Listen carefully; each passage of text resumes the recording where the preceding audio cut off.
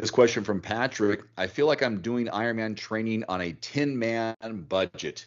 The struggle is real. What are some hacks to save money? Well, Patrick, you're doing an Ironman. There's you've already committed thousands of dollars, most likely, if you put it all together in terms of your time investment, nutrition, gear, travel, entry fees, and so on. So there are some ways you can save some money, and when he's going to kick it off.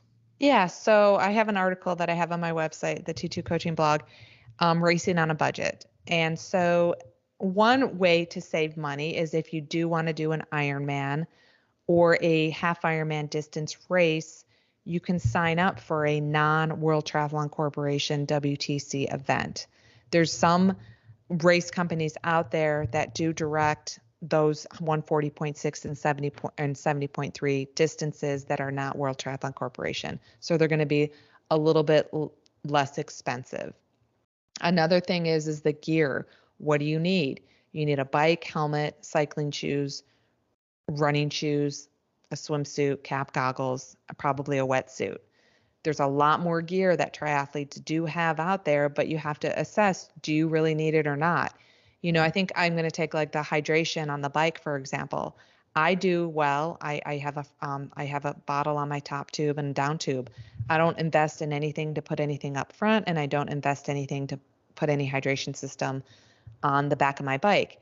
If you're a new athlete and you see, and that's all the bikes you see, you think you need all that hydration systems when in actuality you really don't. A power meter is nice, but it's not something you need. A heart rate monitor is nice. It's not something that you really need. So you just have to create the list of needs versus wants, and that can help you save some expenses. When you're traveling, you know, try to connect with other people, friends, family that are going, and, you know, you all like rent a house. So it's a little bit cheaper when you're renting something big if it's going to require a few days of accommodation at the event you're going to.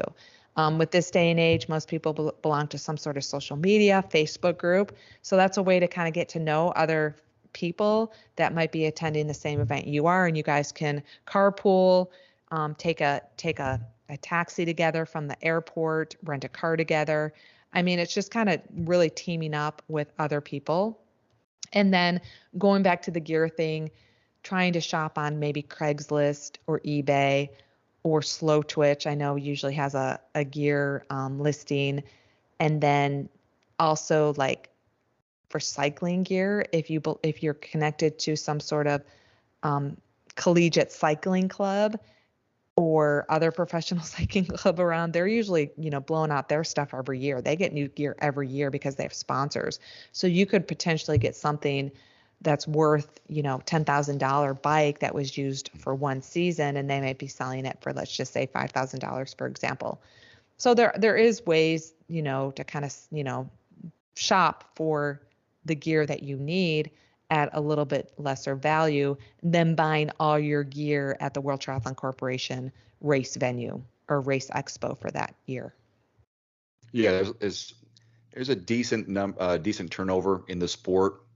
I don't know the average years that people spend in triathlon, but there's people always leaving and there's people coming in, and there's plenty of forums, classified sections. The clubs, I remember a few years ago, many years ago actually, traveling with my bike first time. I don't have a bike box. They're not cheap. Mm-hmm. And they usually use them once a year, twice a year, maybe. Same thing with a wetsuit. I mean, depends on where you are, how many times you're doing open water swimming where it requires the wetsuit. Not everyone uses their wetsuit every weekend. Ask around, can I borrow a wetsuit? Put it out there on your social media. Who's got a size, fill in the blank.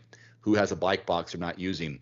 If someone asks me for a bike box, absolutely. It's got dust on it. You can use it. Hell, you can keep it. I don't know. But you have these options. Even race wheels, which is a little bit touchy because they're expensive. And unless you give some sort of guarantee to your friend, like, hey, if they bust, it's on me. But if not, hey, take my race wheels. That's a great way if you want to the right size. Even a helmet. If you want a more aerodynamic helmet, you have a buddy who has one. That's a way. Just ask your friends. The community is very giving, in my opinion. Yeah, and again, usually like if you belong to a tri club, the tri Yeah. club in your area has partnerships.